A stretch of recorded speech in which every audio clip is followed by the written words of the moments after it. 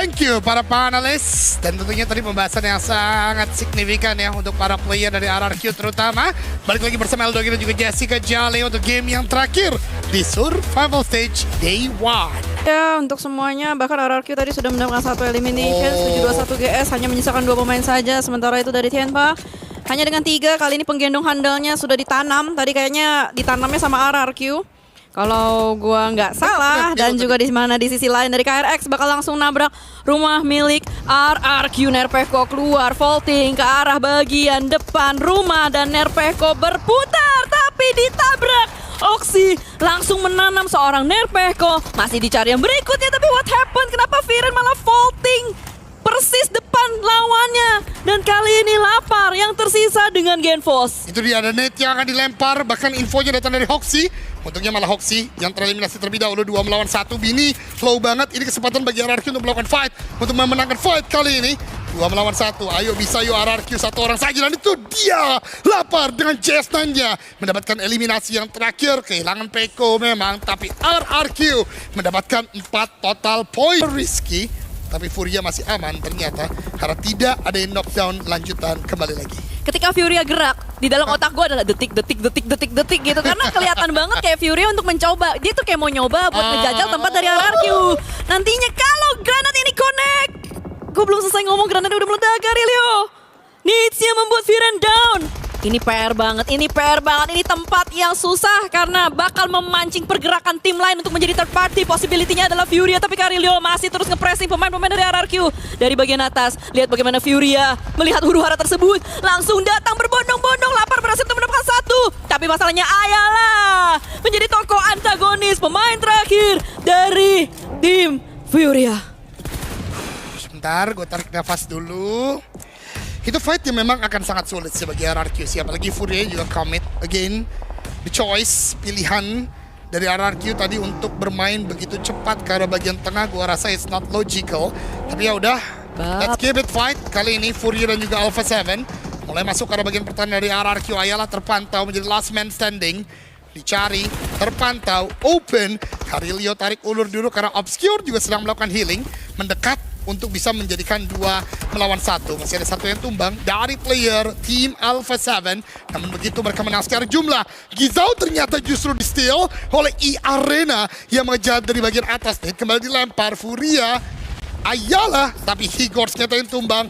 2-on-1. Carilio, Obscure melawan seorang Ayala. Fight antara tim Amerika Carilio akan langsung mendekat saja dengan mobil change seat dan berhasil. Alpha 7 membasmi rifle-nya. Furia dibuat mati lampu.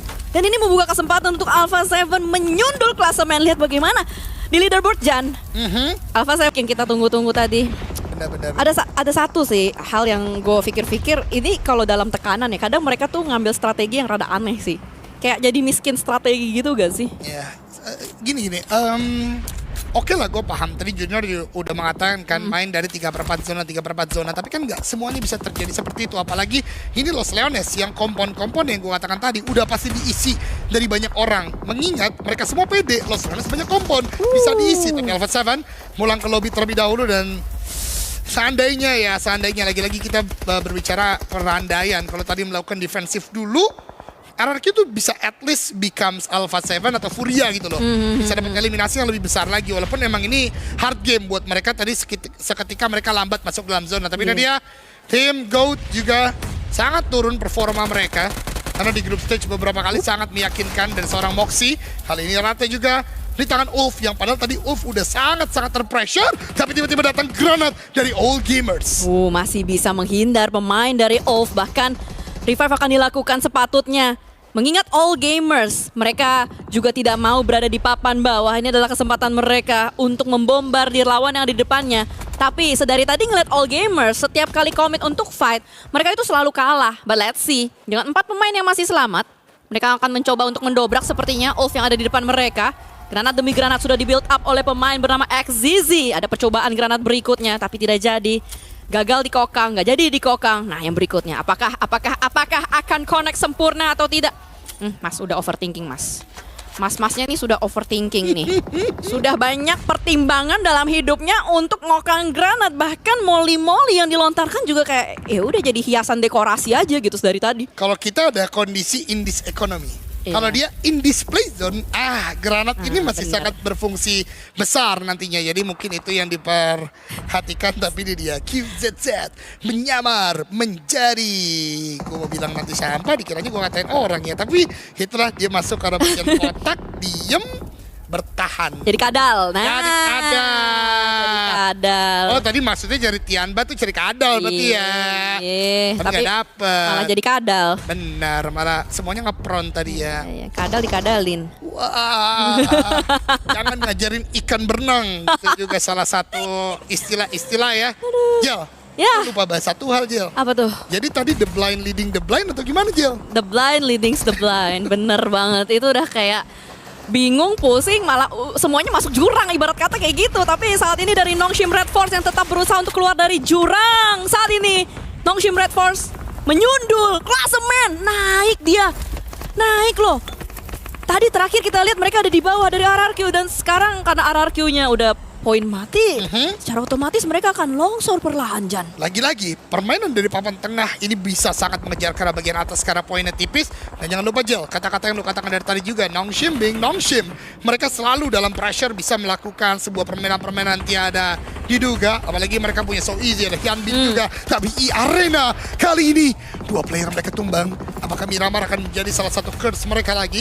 Karena di hari kemarin atau minggu lalu, yang membuat Arena tidak lolos adalah game terakhir mereka, yang membuat mereka kali ini juga dipress oleh pemain-pemain Yangon Galacticos. Bahkan Ternike terkonfirm menjadi eliminasi pertama bagi tim Yangon Galacticos. Wah, setelah ini bakal chaotic sih, Jan. Stage 8 bakal chaos banget. Malam chaos ini 26 pemain masih bertahan. Soulless ditanam dan All Gamers masih survive dengan 4 pemain. Namun Scarface berkata tidak semudah itu, Ferguso. Gue masih mau melawan. 2 pemain dari Ulf Esports akan mencoba untuk masuk.